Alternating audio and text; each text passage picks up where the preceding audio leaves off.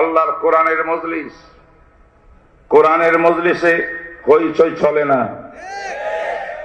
আজকে যারা এখানে বসা আছেন সব কোরআনের ছাত্র। সাহাবা একরাম কোরআনের ছাত্র ছিলেন, ঠিক না ঠিক? আমার নবীজির সামনে বসিয়া তারা কোরআন শিখতেন। সাহাবারা এমন ভাবে বসতেন, মাথার উপরে যদি পাখি বসতো তাহলে পাখিটাও মাথা নাড়াচাড়া করতো না, তার পাখি বসেই থাকতেন। সম্ভব ছিল এদিক সেদিক যাইতো না। এমন ভাবে দিল মনের কান দিয়ে আল্লাহর কালামের কথা শুনতেন হযরতে সাহাবায়ে কেরাম। এই কোরআন আমার নবীও ছাত্র ছিলেন। আমার নবী পরে মুআল্লিম আর শিক্ষক হয়েছেন, প্রথমে তিনি ছাত্র। নবীজি যখন কোরআনের ছাত্র হয়েছিলেন সেই সময় আমার আল্লাহ ছিলেন কোরআনের শিক্ষক। আল্লাহ কোরআনের শিক্ষক। সানুকরিউকা ফালা তানসা ইন্না আলাইনা জামআহু ওয়া কুরআনা। হে নবীজি, হেরা পর্বতের মধ্যে বসে জিবরাইল আমিনের মুখ দিয়ে আমি আপনাকে কোরআন পাঠ করিয়ে শোনাচ্ছি। জিবরিল আমিন হলো মাইক্রোফোনের মতো মাধ্যম, আসল কোরআনে ওয়ালা আমি আল্লাহ। আপনি হইলেন ছাত্র। হেরা পর্বত মাদ্রাসা ইসলামের ইতিহাসে প্রথম মাদ্রাসা, কোরআনের প্রথম মাদ্রাসা। শিক্ষক আমার আল্লাহ, ছাত্র হলেন বিশ্ব নবী মুহাম্মদুর রাসূলুল্লাহ।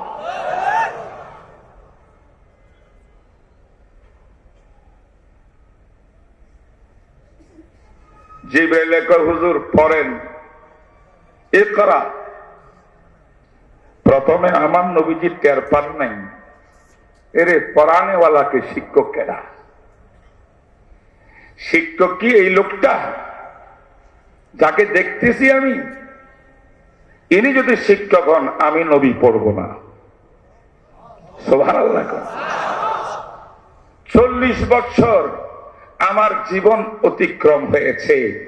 কত মানুষ আসলো আর গেল, কত শিক্ষা প্রতিষ্ঠান দেখলাম, শিক্ষক দেখলাম, পণ্ডিত দেখলাম। জীবনে আমি মোহাম্মদ কারোর কাছে একটা অক্ষরও পড়ি নাই। আমার অপেক্ষা ছিল 40 বছর পর্যন্ত আমি মানুষের কাছে পড়বো না। আমার আল্লাহ সৃষ্টিকর্তা যিনি, আমি একমাত্র তার কাছে পড়বো। 40 বছর পরে আসিয়া আজকে হেরা পর্বতের মধ্যে আমি লোকটার কাছে কেন পড়বো? না, পড়বো না।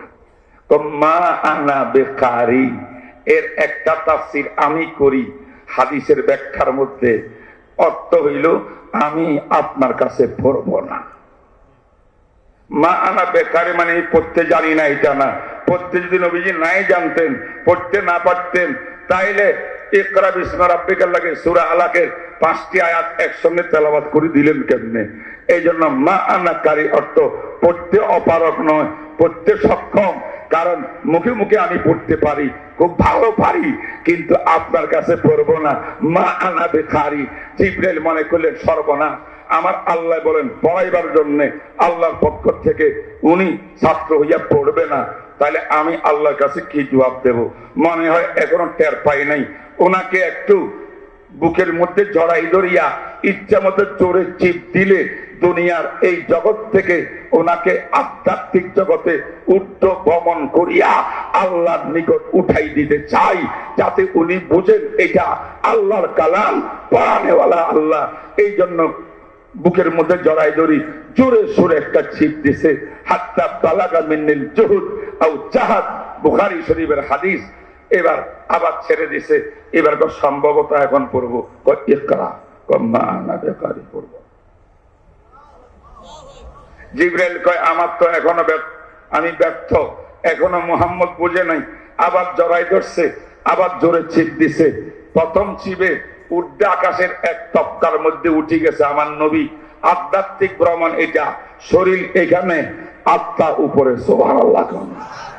আরেক ছিপ যখন দিছে আরো এক জগতে উপরে উঠে গেছে। এবার ছেড়ে দিয়েছে। নবীজি এখন মা আনা বেকারি, আপনার কাছে আমি পড়বো না। তৃতীয়বার আবার ছিপ দিছে, আরেক উদ্যা জগতের মধ্যে উঠে গেছে। এখন নবীজি কিছু কিছু টের পাচ্ছে আর আমার আল্লাহ বলেন, আমার মাহবুবকে এত কষ্ট দিচ্ছ কেন জিব্রাইল?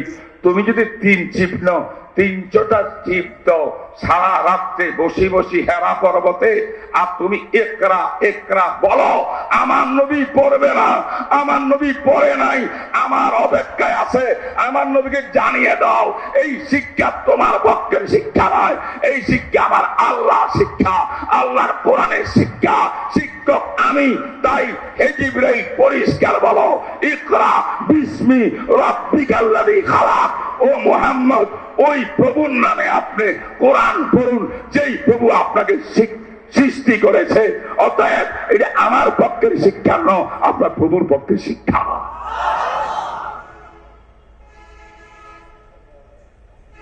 এবার নবীজি টের পাইল কিনা কে পড়াইতেছে? এতক্ষণে টের পাইছে। এবার আমার নবী বলেন, ইকরা বিসমি রাব্বিকাল্লাযী খালাক খালাকাল ইনসানা মিন আলাক ইকরা ওয়া রাব্বুকাল আকরাম আল্লাযী আল্লামা বিল কলম আল্লামাল ইনসানা মা লাম ইয়ালাম। 5টি আয়াত জিবরাইল তেলাওয়াত করছে হুবহু যেমন করি, যে উচ্চারণে, যে মাখরাজে, যে শব্দকে যেমন করি জিবরাইল আল্লাহর পক্ষ থেকে উচ্চারণ করেছেন, হুবহু 100% সেই অনুকরণে আমার বিশ্ব নবী 5টি আয়াত তেলাওয়াত করে দিলেন। কেন? নবীজি 40 বছর পর্যন্ত অবজ্ঞায় ছিলেন আসমানি এলেমের জন্য, ওহির এলেমের জন্য, আল্লাহ প্রদত্ত এলেমের জন্য। জাগতিক শিক্ষা নবী নেবেন না, আধ্যাত্মিক শিক্ষা নবী নেবেন, ওহির শিক্ষা নবী নেবেন। তাই আজকে যখন পেয়ে গেলেন 5টি আয়াত, আমার নবীর সঙ্গে সঙ্গে সব পড়ে দিয়েছে। বুঝলেন নাই কথা? কোরআনের প্রথম শিক্ষককে আল্লাহ কোন? যখন নবীজি এই আয়াতগুলো মুখস্থ করার জন্য বারবার প্রশস্ত করতেছে, মুখ নাড়াড়ি করতেছে, আমাদের হেফজাখানার বাচ্চা আলহামদুলিল্লাহ আমার নবী করতেছেন, আমার আল্লাহ মোহাম্মদ আপনি না আমার মাহবুব, আপনি না আমার মাহবুব, আপনি এত কষ্ট করতে হবে কেন? দুনিয়ার জগতে শিক্ষক যখন মানুষ হয়, ছাত্র মানুষ হয়, উভয় পক্ষ যখন পড়াশোনা করে, তখন ছাত্র শিক্ষকের বক্তৃতা কথা মুখে মুখে ঠোঁটস্থ করার জন্য, মুখস্থ করার জন্য এরকম জপতে হয়। হে নবী, আপনি মনে রাখবেন, আমি যে আপনাকে পড়াইতেছি, আমাদের মাদ্রাসা ব্যতিক্রম মাদ্রাসা। এই মাদ্রাসার শিক্ষক মানুষ নয়, মানুষের স্রষ্টা। আর এই মাদ্রাসার ছাত্র মহামানব বিশ্ব নবী মুহাম্মদ রাসূলুল্লাহ। শুধু যেই প্রতিষ্ঠানের শিক্ষক আল্লাহ হবেন, ছাত্র মহানবী বিশ্ব নবী হবেন, সেই মাদ্রাসার শিক্ষা এইভাবে টপতে হবে না। আপনি মনোযোগ সহকারে আমার জিবরের মুখে একবার শুনবেন, আপনার কলবে রেকর্ড করে দেওয়ার দায়িত্ব আমি আল্লাহ। বুঝেন নাই কথা? সেই কোরআন শরীফের একটি সূরা সূরাতুল ফাতহ, বাংলায় বললে সূরাতুল ফাতহ, আরবিতে সূরাতুল ফাতহি। এর অর্থ হল বিজয়ের সূরা। সুবহানাল্লাহ। কি সূরা? তার মানে আল্লাহ কোরআনে এই সূরা নাযিল করিয়া বলেন, আমার বান্দারা, আমার নবীর উম্মত দুনিয়ার জগতে বিভিন্ন কষ্ট পাবে, ব্যথা পাবে, নির্যাতন সহ্য করবে, নির্যাতিত হবে, নিরাশ হওয়ার কোনো কারণ নাই। অবশেষে বিজয় হবে একমাত্র মুসলমানের। এই জন্য একটা সূরা নাযিল করেছেন, সূরাতুল ফাতহ। আজকের আমরা তো নিরাশ হইয়া বসে রয়েছি। হায় হায়, কাশ্মীরের মুসলমান 80 লক্ষ মুসলমানকে বন্দী করে রাখছে। দৈনিক গুলি মেরে মেরে পাখির মতো ডজনে ডজনে কিশোর শিশু মহিলাকে হত্যা করে, নির্যাতন করে, অবিচার করছে। সব ঠিক।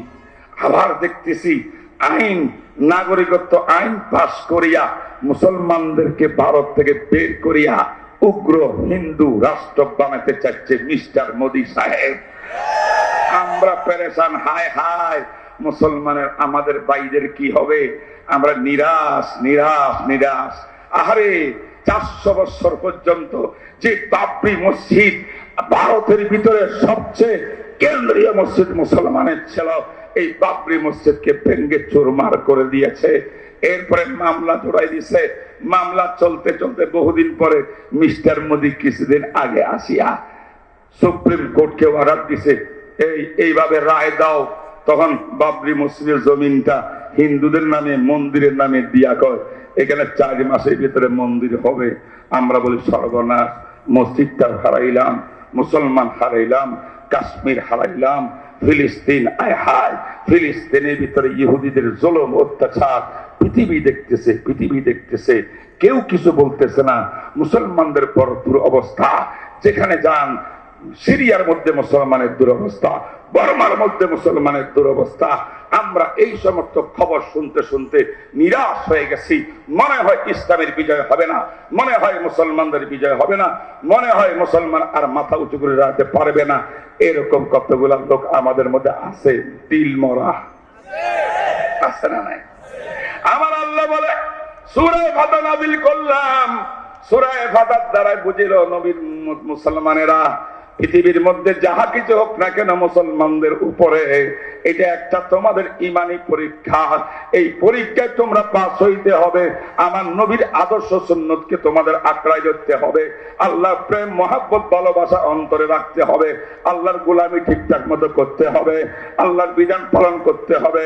সুদের কারবার ছাড়তে হবে, মিথ্যা বর্জন করতে হবে, ঘুষ বর্জন করতে হবে, জানাতে বিচার অত্যাচার বর্জন করতে হবে, এবং এবং মদ জুয়া সব বর্জন করতে হবে। 5 ওয়াক্ত নামাজ ঠিকঠাক মতো সুন্নাত মোতাবেক পড়তে হবে। আল্লাহকে রাজি করতে পারলে, আমার নবীকে তুমি যদি অনুসরণ করতে পারো, আল্লাহর কসম আমার আল্লাহ বড় সূরা ফাতহ নাযিল করলাম, যত বিপদ আসুক না কেন বিজয় কিন্তু মুসলমানের। ওয়ালা তাহিনু ওয়ালা তাহজানু ওয়া আনতুমুল আলাউন ইন কুনতুম মুমিনিন। ঈমান থাকতে হবে, ঠিক না? ঠিক। হে বন্ধুরা আমার, যারা আজকে মুসলমানের বহির্বিশ্বের খবর পাইয়া নিরাশ হয়ে গেছো, পরিষ্কার আল্লাহর ঘোষণা শোনো, লা তাহিনু ওয়ালা তাহজানু। পেরেশানির কোনো কারণ নাই, নিরাশ হওয়ার কারণ নাই। তোমরাই বিজয়ী, তোমরাই বিজয়ী, তোমরাই বিজয় যদি মুমিন হতে পারো।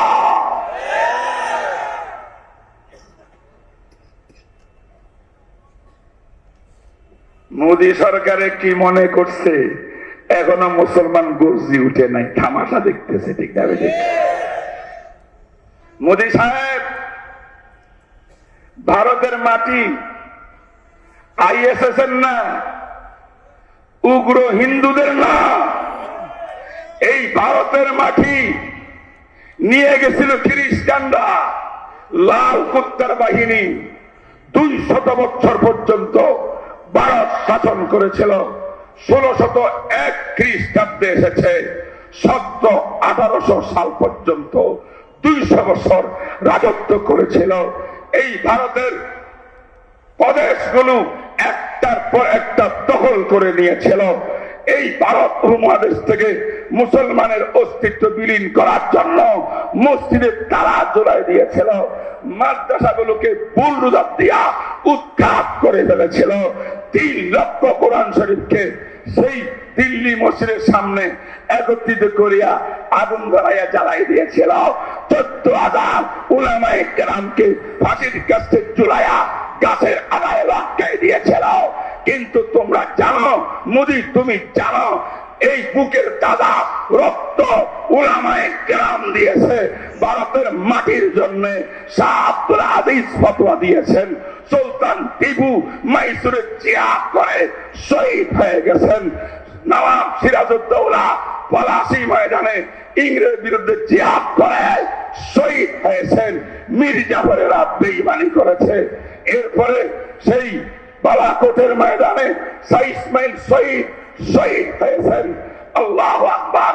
সৈয়দ আহমদ বেরলভী সিদ্ধারত অবস্থায় তাহাজ্জুদের নামাজে শাহাদত বরণ করেছেন। শাহ ইসমাইল শহীদ বালাকোটের মাঠে একা 4 দিন জিহাদ করেছেন বেঈমানদের বিরুদ্ধে। রাজা রঞ্জিত সিং শিখদের বিরুদ্ধে, যেই শিখদেরকে নামিয়েছিল খ্রিস্টানরা, ঠিক না ঠিক? কিন্তু তারা পরাজয় হইয়া বিজয়। শাহ ইসমাইল শহীদ 5 মে মাসের 5 তারিখ শাহ সৈয়দ আহমদ বেরলভী শহীদ হইয়া গেলেন। উনি ছিলেন প্রধান মুরব্বী। শাহ ইসমাইল শহীদ আমাদের মুরব্বী। তিনি বললেন, আমি একা কি করব, পিছপাত হব না। তলবারি হাতে নিয়ে বালাকোটের ময়দানে নামছেন। 5 তারিখ জিহাদ করছেন, 6 তারিখ জিহাদ করছেন, 7ই মে জিহাদ করছেন, 8ই মে জিহাদ করছেন, 9 মে এই তারিখে যখন তিনি মাঠে নামছেন, চারদিক থেকে শিখ সেনা, ইংরেজের দালাল, এরা ছুরি তলবারে দিয়া হযরতের উপরে হামলা আক্রমণ করেছে। ডান দিক থেকে আক্রমণ, বাম দিক থেকে আক্রমণ, পিছন থেকে আক্রমণ, সামনের থেকে আক্রমণ, বিদিশা অবস্থা। এই অবস্থার মধ্যেও আল্লাহর নবীর এই আশেক ক্ষান্ত হন নাই, তিনি তরবারি চালাচ্ছেন। সুবহানাল্লাহ। এক বেঈমান আসিয়া ডান হাতের কবজের উপর দিয়েছে কোপ, এটা ছিঁড়ে 2 টুকরা হয়ে গেছে। আরেক বেঈমান আসিয়া বাম হাতের উপরে হামলা করছেন, এটাও ছিঁড়ে 2 টুকরা হয়ে গেছে। 2 হাতের মাঝখান দিয়া তলবারি এমনি বুকের মধ্যে জড়াই ধরছেন। ঠিক এই মুহূর্তে এক বেঈমান বালাকোটের ময়দানে শাহ ইসমাইল শহীদের সামনে আসিয়া কয়, হে ইসমাইল, তোর নবী এন হয়েছে তেমন হয়েছে, আমার নবীকে নাম ধরে গালি দিছে।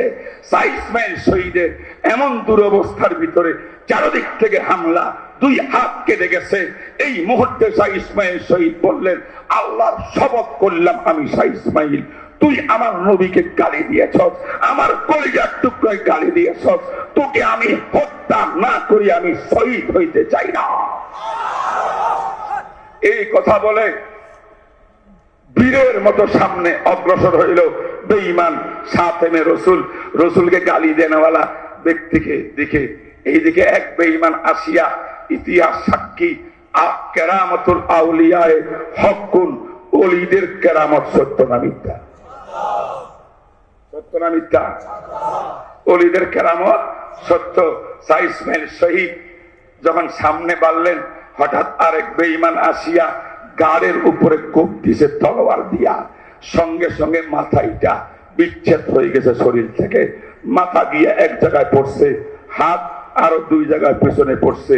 মাথাবিহীন দেহ নিয়া শাহ ইসমাইল শহীদ সামনে অ্যাডভান্স হইতেছে। মানুষ দিকে কিরে, ইংরেজরা দেখলো, শিখ সেনা দেখলো, এইটা কি, মাথা তো নাই, এটা দেহ এখন পড়বে। দেখো না, পড়ে না, বুকের মধ্যে তলোয়ার লইয়া আল্লাহু আকবারের ধ্বনি আগেই দিয়েছিলেন। তিনি ওই নবীকে গালি দেনওয়ালা বেঈমানের দিকে অগ্রসর হয়েছে।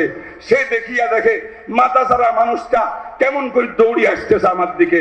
এটা দেখিয়া সে মাথা চক্কর দিয়া ধাম করে মাটিতে পড়ে গেছে, পিছন থেকে পড়ে গেছে।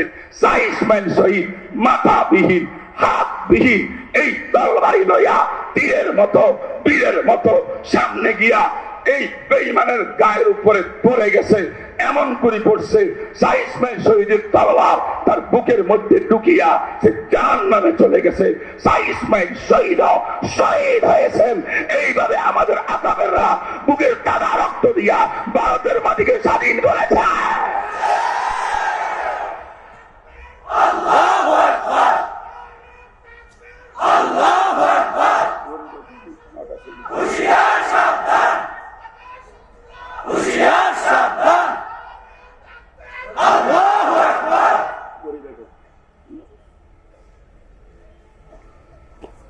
ঠিক না বেঠিক? এরপরে 1857 সালে শাহ আব্দুল আজিজ, শাহ ওলিউল্লাহর কৃতি সন্তান, তিনি 1772 সালে ফতোয়া দিয়েছিলেন ইংরেজ বিরুদ্ধে জিহাদ করে ভারতকে স্বাধীন করতে হবে, মুসলমানের ঈমানকে রক্ষা করতে হবে। তাই এরপরে এতগুলা যুদ্ধ হয়েছে। 1857 সালে আবার মিটিং হয়েছে। কাসেম নানতুবি, সেই এমদাদুল্লাহ মুহাজির মক্কি, রশিদ আহমদ গঙ্গুহি আর সৈয়দ জামিন শহীদ, মাওলানা জাবর খানিস্তি, বড় বড় মুরব্বীরা বসিয়া সিদ্ধান্ত নিল এখন চূড়ান্ত জিহাদ করব ইংরেজের বিরুদ্ধে।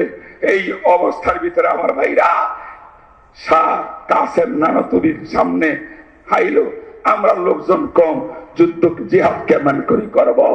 শাহ কাসেম নানতুবি, যিনি দারুল দেওবন্দের প্রতিষ্ঠাতা, তিনি বললেন, ও উলামায়ে কেরাম, আমার নবী বদরের ময়দানে গিয়েছিলেন মাত্র 313 জন সৈন্য লইয়া, সাহাবা লইয়া।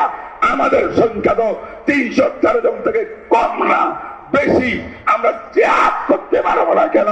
ওনার কথার ভিত্তিতে সিদ্ধান্ত জিহাদের হইল। 1857 সালে সামিরের ময়দানে কাসেম নানতুবি, হাজী আহমদুল্লাহ মুহাজির মক্কির নেতৃত্বে জিহাদ হইল। সৈয়দ জামিন শহীদ বুকের তাজা রক্ত দিয়ে শাহাদাত বরণ করলো। আম্বালার ময়দানে জাবর খানিস্তির নেতৃত্বে আরেক জিহাদ হইল, সেখানে অনেক শহীদ হইলেন।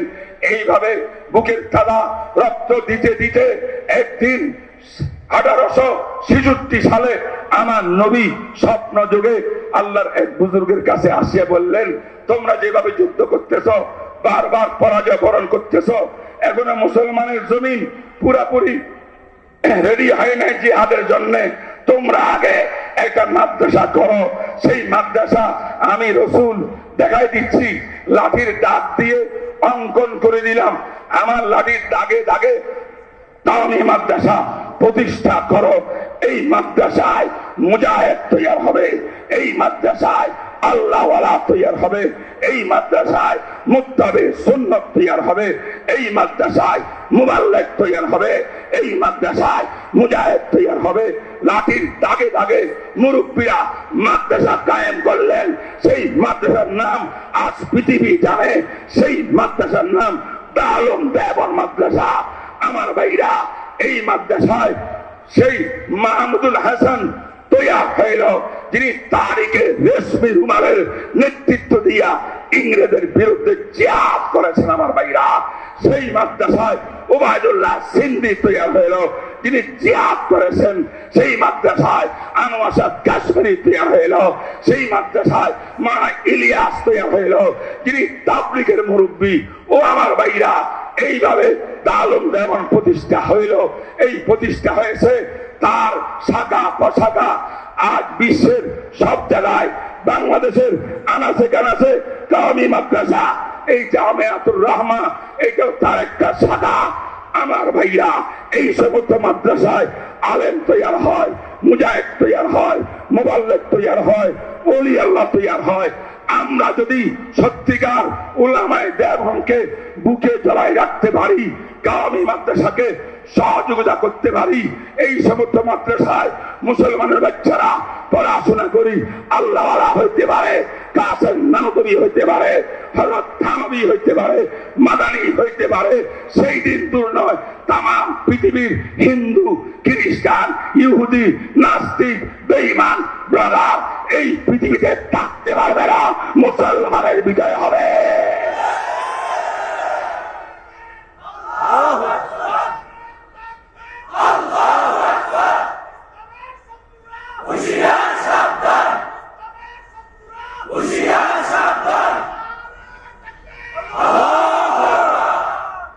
বন্ধুরা আমার, স্মরণ রাখতে হবে, বুকের তাজা রক্ত দিয়া ভারত উপমহাদেশের জন্য জিহাদ করেছিল ওলামায়ে কেরাম। হিন্দুরা কিভাবে মালিক হইল? যেই দেশ মুসলমানের রক্তের বিনিময় স্বাধীন হয়েছে ইংরেজ থেকে, সেই দেশে মোদির সেই পরিকল্পনা বাস্তবায়ন হইতে পারে না, পারে না, পারে না। বন্ধুরা, বাবরি মসজিদ, মসজিদের অর্থই হলো কিতাবে লেখা আছে, যেই দিন আল্লাহর জমিনে একটা মসজিদ হবে, সেই দিন থেকে তাহাতা সারাত থেকে আরশ পর্যন্ত পুরাটা হবে মসজিদের হুকুমে। তাই বাবরি মসজিদের বিল্ডিং আজকে না থাকতে পারে, এখানে হয়তো মন্দিরও নাউজুবিল্লাহ উঠতে পারে, কিন্তু এটা মন্দির হবে না, এটা মসজিদ হবে, মসজিদ। আমি তো বলতে চাই মিস্টার মোদী সাহেব, সাবধান হয়ে যাও। আল্লাহর ঘরকে যেমন আমার আল্লাহ আব্রাহা বাদশাহ থেকে হেফাজত করেছিল, তুমি বাবরি মসজিদের জায়গায় যেদিন মন্দির নির্মাণে হাত দিবা, তোমার হাত জ্বলে পুড়ে ছাই ছাই হয়ে যাবে।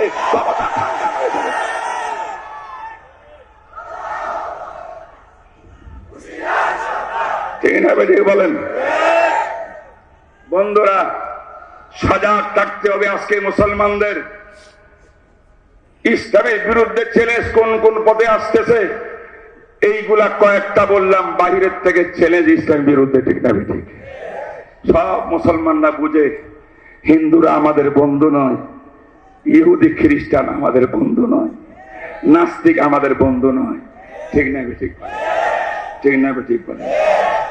আজকের সম্মেলন থেকে আমি দাবি জানাইতে চাই মাননীয় সরকার মহোদয়ের কাছে, আপনি ইসলামের পক্ষে এই যাবৎকালে কয়েকটি আলোচিত সিদ্ধান্ত নিয়েছেন, এই জন্য ধন্যবাদ।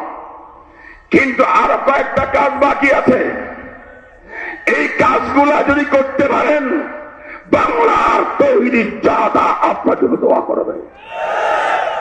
এক নম্বর কাজ, আমার নবীকে যারা গালি দেবে, আল্লাহকে নিয়ে কটাক্ষ করবে, আলেম নিয়ে কটাক্ষ করবে, দাড়ি টুপি নিয়ে কটাক্ষ করবে, উম্মুল মুমিনিন খাদিজাকে নিয়ে, আয়েশাকে নিয়ে উল্টা পাল্টা বক্তব্য দিবে, এই বেঈমানদেরকে এই দেশ থেকে বিদায় করে এই দেশে ইসলাম প্রতিষ্ঠা করার চেষ্টা করতে হবে। যারা এই সমর্থক বাক স্বাধীনতার নামে উল্টা পাল্টা আমাদের ধর্মের উপর আঘাত করবে, তাদের বিরুদ্ধে ফাঁসির আইন পাস চাই। এটা আপনার করতে হবে। এটা শাহজালালের দেশ, এটা শাহবারানের দেশ, এটা মুফতি আজিলকের দেশ, এটা মুফতি ফায়জুল্লাহর দেশ, এটা হাফিজ হুজুরের দেশ, শামসুল হক ফরিদপুরের দেশ। বলেন না ঠিক না বেঠিক? এটা মানে আথার আলী সাহেবের দেশ, এটা ব্রাহ্মণবাড়িয়ার বড় হুজুরের দেশ, এটা শেখুল হাদিস মানে আজিল হক সাহেবের দেশ, এটা মুফতি আমিনের দেশ, এটা চরমানের পীর সাহেবের দেশ, এটা উজানির পীর সাহেবের দেশ, এটা আল্লামা আহমদ সাহেবের দেশ।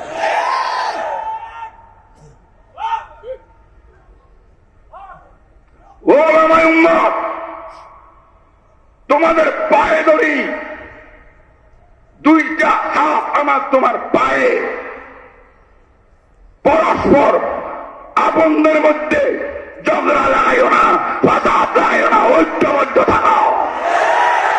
নাস্তিক বেঈমানের দিকে মাথা চাপা দিতে পারবে না।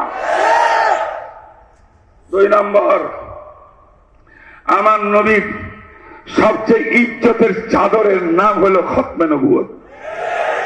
আমার নবীর ইজ্জতের চাদর কি? আমার আল্লাহ বলছেন আল কিবরিয়া উরেদাই, কিবরিয়া বরত্ব হইল আমার চাদর, আমার বিশ্ব নবীর চাদর হইল খতমে নবুয়ত। কথা কন, কথা বলেন। আমার নবীর ইজ্জতের চাদর লইয়া খতমে নবুয়ত নিয়া আসওয়াদে আনাসি চিনিমিনি খেলেছিল, মুসাইলামে কাজ্জাব চিনিমিনি খেলেছিল, ওই সাজ্জা নামক মহিলাও চিনিমিনি খেলেছিল। আমার নবী বলেছিলেন সায়াতুনা সালাসুনা কাজ্জাবুনা দাজ্জালুন ইয়াদাউনা আন্নাহুম নাবিয়্যুন লা নাবিয়্যা বাদি। আমার করে কোন নবী নাই, 30 জন বেঈমান দুনিয়ার মধ্যে আসিয়া নবুয়তের দাবি করবে, আমার ইজ্জতের চাদর লইয়া ছিনিমিনি খেলবে। এরা সব মালউন, লাভপ্রাপ্ত মিথ্যুক বেঈমান। পাঞ্জাবের গরুদাসপুরের কাদিয়ানি গোলামে আহমদ, সে তো আরো মস্ত বড় বেঈমান। সে কোরআনে আমার কথা আছে, মিম যা মিন বাদ ইসমুহু আহমদ। কই ঈসা নবী বলছেন আমার পর একজন নবী আসবে যেই নবীর নাম হবে আহমদ, এই আমি হলাম সেই আহমদ, আমার নাম গোলাম আহমদ। আমাদের এক বুজুর্গ বললেন, তোর নাম কিভাবে কোরআনে আসলো? কোরআন নাম যেটা সেটা হলো আহমদ, তোর নাম তো গোলামে আহমদ। কয় হুজুর আপনারা নাও সরব পড়েন নাই, আরবি গ্রামার জানেন না। আরবি গ্রামারে দুইটা শব্দ একত্রে আসলে মুজাফ আর মুজাফিলেই, কোন মুজাফের প্রথম অক্ষরে কোনো দাম হয় না, আসল দাম দ্বিতীয় অক্ষরের। আমার নাম গোলামে আহমদ, 2 অক্ষর গোলাম আর আহমদ, প্রথমটার কোনো দাম নাই, আহমদের দাম। এই জন্য কোরআনেও আহমদ, আমিও আহমদ হয়েছি। আমাদের বুজুর্গ বলে, আচ্ছা ভালো কথা, এই গোলাম আহমদ, আমার নাম কি? কয় চাই। আপনার নাম সানাউল্লাহ সব। আচ্ছা আমার নাম সানাউল্লাহ, আমার নামের মধ্যে 2টা অক্ষর আছে, একটা নাম সানা, একটা নাম আল্লাহ, 2টা মিলিয়ে আমার নাম সানাউল্লাহ। তুমি বলছো প্রথম শব্দের কোনো দাম নাই, এই জন্য গোলাম আহমদ হইও, তোমার নাম হয়ে গেছে আহমদ। তোর উক্তি মোতাবেক আমার প্রথম শব্দের কোনো দাম নাই, সানার কোনো দাম নাই, আমার দাম হলো আল্লাহ। আমি কিছুক্ষণের জন্য তোর কথা মতো আল্লাহ, আমি আল্লাহ হইয়া আমি তো তোর মতো কামাইয়াকে নবী বানাই না। सरबसर खाओले गलत और फेरे भेले गलत, दिन गलत रात गलत, सुबह गलत शामे गलत। বন্ধুরা আমার, সময় আমার শেষ, ওয়ার্লিং চলে আসছে। যাই হোক, অনেক মুরব্বীরা আছেন, তারা মূল্যবান কথা বলবেন, আমি রাখেন বসেন। সর্বশেষ কথা বলতে চাই, সবাই আমার সঙ্গে একমত হইলে এমন একটা তাকবীর দিবেন যেন পুরা টাকা আকাশ বাতাস বাংলাদেশে কাঁপতে থাকে। সেটা হলো এই কাদিয়ানি, যিনি আমার নবীর ইজ্জতের চাদর কসমে নবুয়ত নিয়া ছিনিমিনি খেলে কাদিয়ানি সম্প্রদায়কে সৃষ্টি করে বা বিশ্বের মুসলমানকে বেঈমান বানাচ্ছে। আমরা বাংলাদেশ সরকার মাননীয় প্রধানমন্ত্রীর কাছে আজকের সম্মেলন থেকে অনুরোধ করতে চাবো, এই সম্মেলন দাবি করে এই কাদিয়ানি সম্প্রদায় বাংলাদেশ থাকুক, কোনো আপত্তি নাই, মুসলমান হিসেবে থাকতে পারবে না, কাফের হিসেবে থাকতে হবে। সংসদে আমরা কাদিয়ানি কাফের বলে বিল পাস করতে চাই, তারা যারা একমত হাত তুলে দেখা।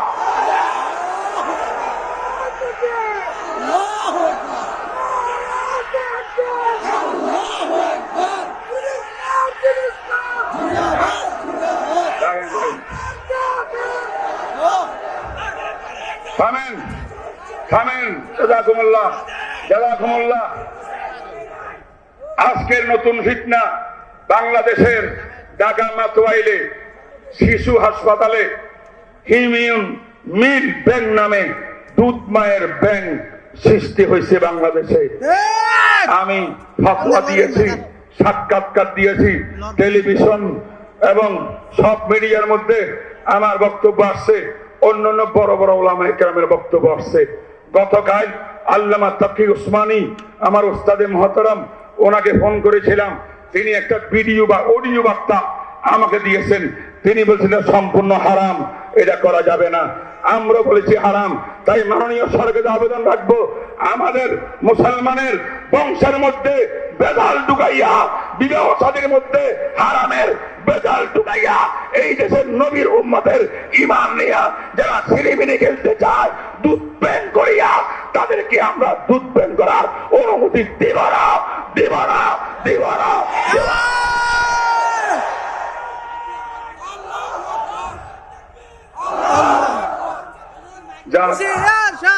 আরো বিভিন্ন কথা ছিল, অনেকে বলে মুখমন্ডলী এটা পর্দা না, এটা যদি এটা খোলা রাখা যায়, ডাকি রাখলে একটু ভালো হয়। এই মিডা মিষ্টি মিষ্টি কথা বলিয়া বাংলা জমিনে কিছু আলোড়ন সৃষ্টিকারী বক্তা আমাদের মজাব নিয়া, আমাদের ইমাম নিয়া ছিনিমিনি খেলতেছে, তাদেরকে চিহ্নিত করিয়া বয়কট করা, বয়কট করা, বয়কট করা। সাল্লাল্লাহু তাআলা আলা খাইরি খালকি মুহাম্মদ ওয়া আলা আলিহি ওয়া আসহাবিহি ওয়া বারিক ওয়া সাল্লিম। আমি আমার অসম্পূর্ণ বক্তব্য কেন শেষ করলাম। ওয়া আখিরু দাওয়ানা আলহামদুলিল্লাহ। আলহামদুলিল্লাহ। সম্মানিত উপস্থিতি,